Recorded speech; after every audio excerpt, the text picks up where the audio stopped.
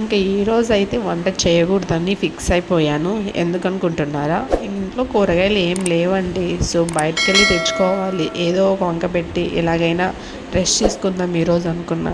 కానీ మనం బయటకు వెళ్ళి కూరగాయలు తెచ్చుకోవాలన్నా, సరుకులు తెచ్చుకోవాలన్నా దాంట్లో స్టామినా అనేది ఉండాలి కదా. సో ఏదో ఒకటి చేసి తినేసి హ్యాపీగా నెమ్మదిగా వెళ్దాం అనుకొని ఇంకా ఫ్రిడ్జ్ మొత్తం దేవులాడితే నాకు ఈ క్యారెట్ అయితే కనిపించింది. నేను మొన్న సాంబార్ పెడదామని క్యారెట్, ముల్లంగి అవి తీసుకొచ్చాను. నాకు బేసిక్గా సాంబార్లో ఎందుకో క్యారెట్ నచ్చదు ఎక్కువ. సో అప్పుడు తెచ్చినవి కొన్ని ఇలా మిగిలిపోయాయి.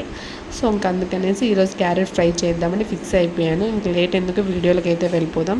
సన్న సన్న ముక్కలుగా క్యారెట్ని అయితే కట్ చేసుకోవాలి. కట్ చేసుకున్న దాన్ని బాగా వాష్ చేసుకొని పక్కన పెట్టేయాలి. దీనికోసం ఒక ప్యాన్ పెట్టుకొని 2 స్పూన్స్ ఆయిల్ వేసుకొని బాగా హీట్ అయిన తర్వాత ఇందులోకి జీలకర్ర, ఆవాలు, ఎండుమిర్చి వేసుకోవాలి. అలాగే కరివేపాకు కూడా యాడ్ చేసుకోవాలి.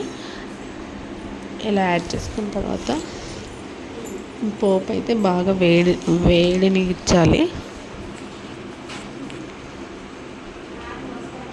5 మినిట్స్ పాటు వేగిన తర్వాత మనం ముందుగా కట్ చేసి పెట్టుకున్న క్యారెట్ ముక్కలను అయితే ఇందులోకి వేసుకోవాలండి. ఇలా ముక్కల్ని వేసుకొని బాగా ఫ్రై చేసుకోవాలి. సో దీనికోసం ముందుగా మనము ఒక మిక్సీ జార్ని తీసుకోవాలి. ఎందుకంటే దీనికి డైరెక్ట్గా కాకుండా నేనైతే ఒక ప్రాసెస్ చూపిస్తాను. ఒక మిక్సీ జార్ తీసుకొని అందులోకి 1 స్పూన్ ధనియాలు, 1 స్పూన్ జీలకర్ర, కొన్ని వెల్లుల్లి, 1 స్పూన్ కారం, మీ దగ్గర పచ్చి కొబ్బరి ఉంటే పచ్చి కొబ్బరి, లేదా ఎండు కొబ్బరి ఉంటే ఎండు కొబ్బరి వేసుకోండి. నేను ఇక్కడ ఎండు కొబ్బరి వేసుకున్నాను. పచ్చి కొబ్బరి వేసుకుంటే ఇంకొంచెం టేస్ట్గా ఉంటుంది. సో నాకు అవైలబుల్గా లేదు. సో అందుకనేసి ఎండు కొబ్బరి వేసుకున్నాం. తర్వాత దీన్ని బాగా మిక్సీ పెట్టుకోవాలి. మనం ముందుగా క్యారెట్ ముక్కల్ని అయితే ఇలా ఫ్రై చేసుకున్నాం కదా.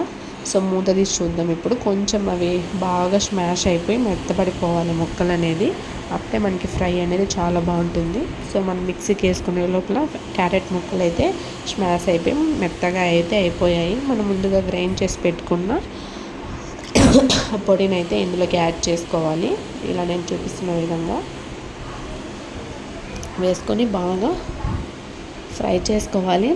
సర్లే కానీ ఇందులోకి నేను ఒక రెండు వస్తువులు వేయడం మర్చిపోలేదు, వేశాను. కానీ వీడియోలో స్కిప్ అయిపోయింది. అదేంటి అన్నది మీరు కనిపెట్టి కమెంట్ సెక్షన్లో కమెంట్ చేయండి. తప్పకుండా చూద్దాం మరి ఎంతమంది కనిపెడతారో. సో ఇంకా ఫైనలీ ఇంకా క్యారెట్ ముక్కలు మొత్తం స్మాష్ అయిపోయి మనకు కావాల్సిన విధంగా క్యారెట్ ఫ్రై అయితే సూపర్గా వచ్చింది. మీకు గ్రేవీగా కావాలంటే వాటర్ యాడ్ చేసుకోండి. Thank you for watching.